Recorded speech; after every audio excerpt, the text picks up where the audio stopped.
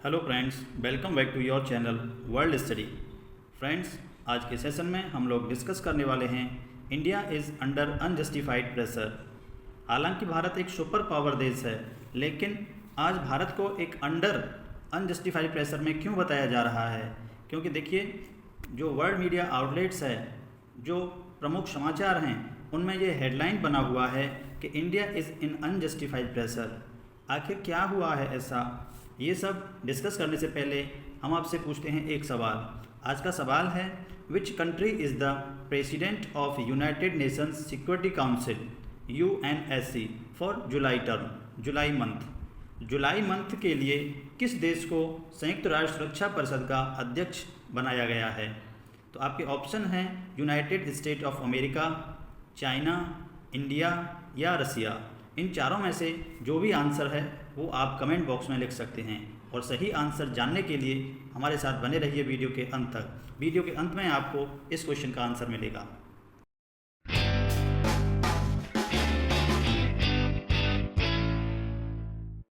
क्या खबर चल रही है? After Modi Putin meet, Garcetti says Indo US relations not yet deep enough to be taken for granted. अभी हाल ही में प्रधानमंत्री नरेंद्र मोदी जी की रूस की यात्रा संपन्न हुई थी, जिस पर न केवल पूरा वेस्टर्न वर्ल्ड बल्कि USA भी नज़र बनाए हुए था। जैसे ही ये यात्रा संपन्न हुई, तुरंत वहाँ के जो भारत में USA के एम्बेसडर हैं एरिक गारसिटी, और वहाँ के जो विदेश उप सचिव हैं, उनके बयान सामने आ गए।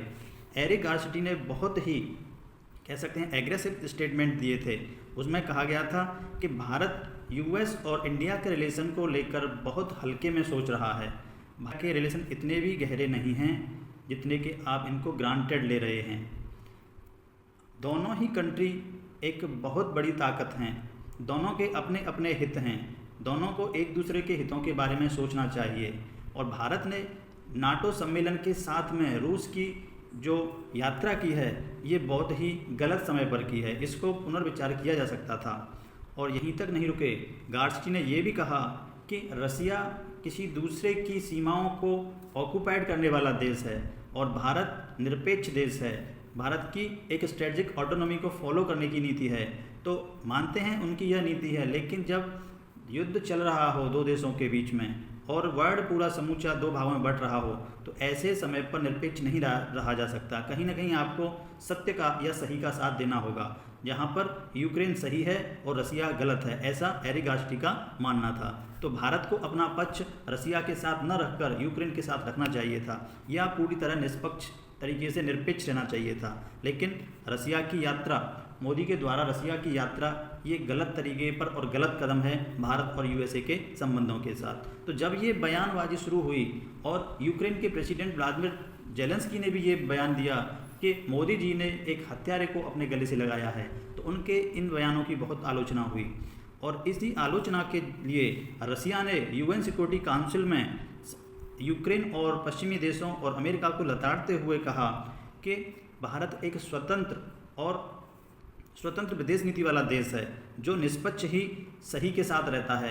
भारत की रसिया यात्रा को लेकर जितना हो हल्ला मचाया जा रहा है, ये बिल्कुल ही निराधार है। ये बिल्कुल एक अनैतिक दबाव क्रिएट कर रहे हैं भारत के ऊपर। हालांकि भारत जानता है क्या उसके लिए सही है। आपको पता होना चाहिए, रसिया इस समय जुलाई मंथ के लिए UN सिक्योरिटी काउंसिल का प्रेसिडेंट चुना गया है, और वह जैसे ही प्रेसिडेंट चुना गया है, तो जो वेस्टर्न कंट्री हैं वो जो है इससे बहुत ज़्यादा डिप्रेस हो गए हैं। वो कह रहे हैं कि रसिया अब एक एक करके इन सभी मुद्दों को UN सिक्योरिटी काउंसिल में रखेगा, जिस पर बहुत सारी खरी खोटी सुनाई जाएगी रसिया के द्वारा समूचे वेस्टर्न वर्ल्ड और USA को। तो अब वो एक एक करके रसिया ये मुद्दे उठाने लग गया है। उन्होंने सबसे पहले यूक्रेन का मुद्दा उठाया, जिसमें उन्होंने बताया कि किस तरह से वेस्टर्न कंट्री और USA यूक्रेन को मदद करके इस युद्ध के पैमाने को बहुत व्यापक बना रहे हैं। वो चाहें तो इसको ख़त्म कर सकते हैं। बात करते हैं यूनाइटेड नेशन सिक्योरिटी काउंसिल की। तो देखिए, UNSC में टोटल 15 सदस्य होते हैं, जिसमें 5 स्थायी कौन कौन से हैं? China, France, Russian federation means रूस, और UK और यूनाइटेड स्टेट, ये 5 स्थायी देश हैं। बाकी 10 देश जो समय समय पर बदलते रहते हैं, वो अलग अलग होते हैं। इस तरह से टोटल 15 मेंबर हैं। और यूनाइटेड सिक्योरिटी काउंसिल का जो चीफ होता है, प्रेसिडेंट होता है, वो महीने में एक बार होता है, यानी 15 सदस्यों से एक चुना जाता है। तो जुलाई टर्म के लिए चुना गया है रसिया देश को प्रेसिडेंट के लिए। अब रसिया जब प्रेसिडेंट बन गया है यूएनएससी का, तो जाहिर सी बात है उसके पास में बहुत बड़ी ताकत या उसके हाथ में बहुत शक्ति होगी। अब रसिया यूनाइटेड नेशन सिक्योरिटी काउंसिल में यूक्रेन और यूएसए से रिलेटेड सभी मुद्दे उठाकर इनको बहुत ज़्यादा लताड़ने वाला है। अब रसिया ने openly United nation security council जैसे बड़े मंच पर भारत का पक्ष लेते हुए कहा है और दिखा दिया है कि भारत ही उसका सच्चा साथी है। रसिया और भारत की दोस्ती अटूट है। उसने कहा है कि अमेरिका और जो वेस्टर्न कंट्री हैं भारत पर जो प्रेशर दिखा रहे हैं ये बिल्कुल ही गलत है। इस तरह से उनको प्रेशर नहीं दिखाना चाहिए। और यहीं तक नहीं, उन्होंने यूक्रेन को भी लताड़ा है कि तुम्हें इस तरह के बयानबाजी से बचना चाहिए।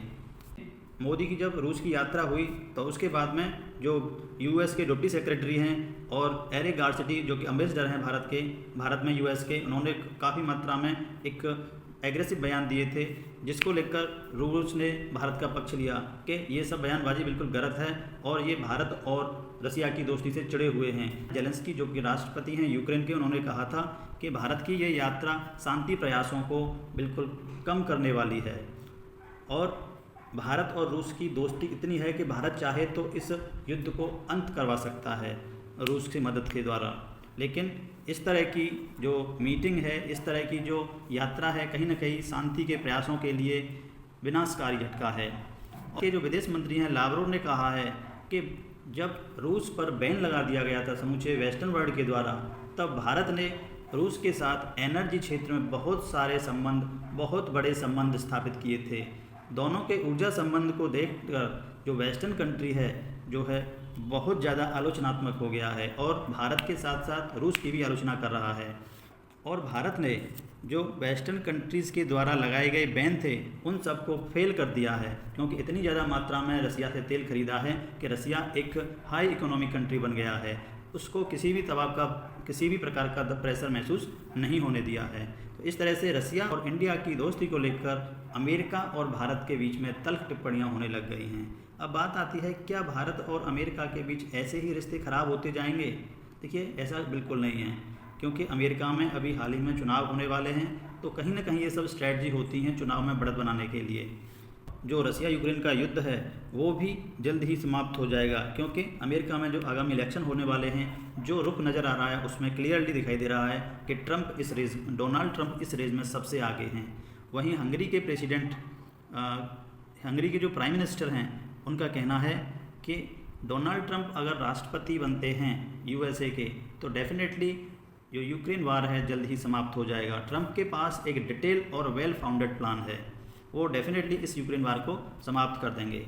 और साथ ही जब प्रेसिडेंट के उम्मीदवार डोनाल्ड ट्रंप ने अपने वाइस प्रेसिडेंट के लिए जो जेडी वेंस हैं उसको चुना, तो इसको लेकर वेस्टर्न वर्ल्ड पूरी तरह से आशंकित हो गया कि ये डेफिनेटली कुछ न कुछ गड़बड़ करेंगे, कुछ न कुछ बड़ा करेंगे, क्योंकि जेडी वेंस पश्चिमी देशों की आलोचनाओं के लिए जाने जाते हैं, खास करके यूक्रेन वार के लिए।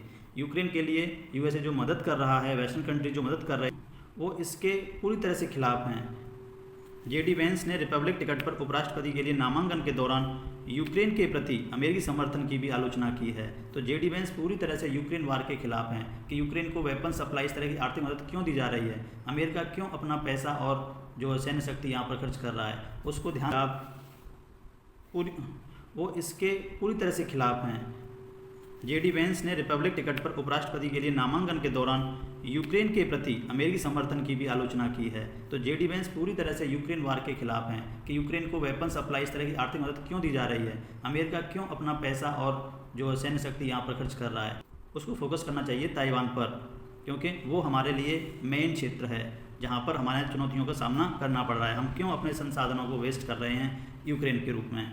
और कहीं ना कहीं रसिया ने भी जेडी वेंस के जो प्रस्ताव हैं युद्ध को ख़त्म करने के, उनका स्वागत किया है।